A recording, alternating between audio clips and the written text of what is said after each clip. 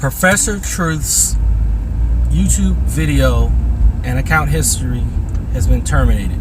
So we're just going to go ahead and continue right where he left off. I haven't been in total agreement with a lot of his analyses, but on the last video that I saw where he speaks about the double massacres by white supremacists, he's basically confirming 6 key points that I have either personally witnessed or experienced or studied extensively about white supremacy. The intimidation factor, the abuse of power that has continued in this country to maintain a hegemony of white dominating society over people of color, especially over black people, period. So I want to apologize in advance about my lack of experience in speaking here, and to apologize to Professor Blacktooth if there is in any way I have stepped over his toes in presenting this. But I'm outraged that his account has been discontinued, and about these shootings, enough as it is. Now, I've been aware of the effects, the perpetual effects, that is, of racist ignorance that I have to endure, experience, hear justified. And so what I want to start off is what I disagree with Professor Blacktooth on, in order to show objectivity on my part, period. Now, firstly, it is true that liberals back in the day, at least up until the 80s, were duplicitous. There were some that certainly believed in full civil rights and equality for black people, supporting equality for black people. But a lot of liberals were only comfortable in theory, accepting racial equality maybe on a paper way, I guess. But it's clear to me that there's a faction of racist white people today that have pissed off a lot of other white people to such a degree that a white-on-white civil war may come about because of it. That it's not to say that white society in general is clear-minded enough to adequately address black people's situation. But there are a large segment of the white population that is at least honestly receptive towards that goal. And that it means destroying the whites that perpetuate white supremacy. Now, it is absurd to engage in racial prejudice over skin color. It's arbitrary. It's based upon ignorance and greed and convenience. And it is that convenience that we're going to destroy. Now, Professor Truth, I appreciate what you've done, and I can't do anything to help you get your account back. But what we're going to do is we're going to just go ahead and continue right where you left off. So I've identified 6 key aspects of how racial superiority in this country has been painstakingly refined for this 21st century. So from what I can remember, there's a sense of entitlement.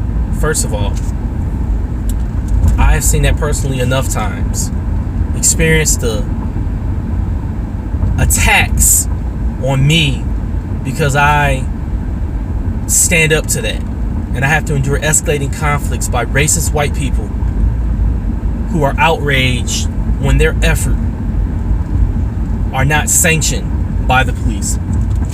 Oh yes, I have satisfyingly disrupted a white person's effort to capitalize on their white privilege to exploit me by using police as leverage. And I've never seen a white person so pissed off in all my life. Period. Secondly, the media does cleverly word things along a racial fault line to justify that racial hate against black people by white supremacists. And there is no way we can live in a society where these people keep attacking black people for not having enough personal responsibility. And let's look at how bad it gets. A black person way over here on one side of town is responsible for the criminality of a black person on the other side of the city because they're the same race. But every white person that engages in criminality, they're an individual. They're only responsible for themselves. And heck, they're not even responsible for themselves now. Something else made them do it. Either another black person made them do it, like Obama. The video games made them do it. Or they were bullied. Or something. But personal responsibility is not something that the aggressive, white, male, racist is allowed to even have in this country. The media won't let them have it. As the Professor Black Truth has said, if they were, the police would come in and stop that nonsense in their tracks. Which brings to this next aspect, which is this endless emotional reaction, especially by the police. And it's where white people are given a lot of mercy and tenderness and care in situations. The complexity of their situation, for instance, merits so much patient and absurd levels of I don't know what to call it. It gets to a point where you have people using affluenza to justify exploitation or rape or abuse or whatever it is that the aggressive white male wishes to engage in at his convenience. And so you've got a lot of white women who just don't want to be raped, and a lot of their families don't want to endure that, and they're starting to see this pattern. There's a lot of white people that are becoming sick of being that collateral damage. So that's another aspect of this that's going to come to a head. The police taking their time to address these concerns. The court, the way society in general, just hates on black people to such a degree that they excuse it. And they throw enough white people under the bus with them. Period.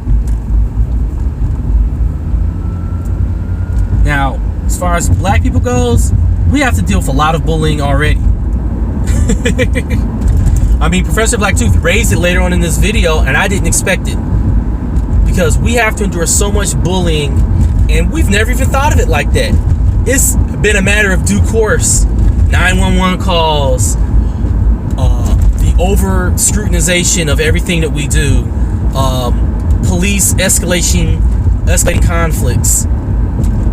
Black people on average are bullied far more in this society, and they have to persevere and prevail and overcome and balance on an individual level their concerns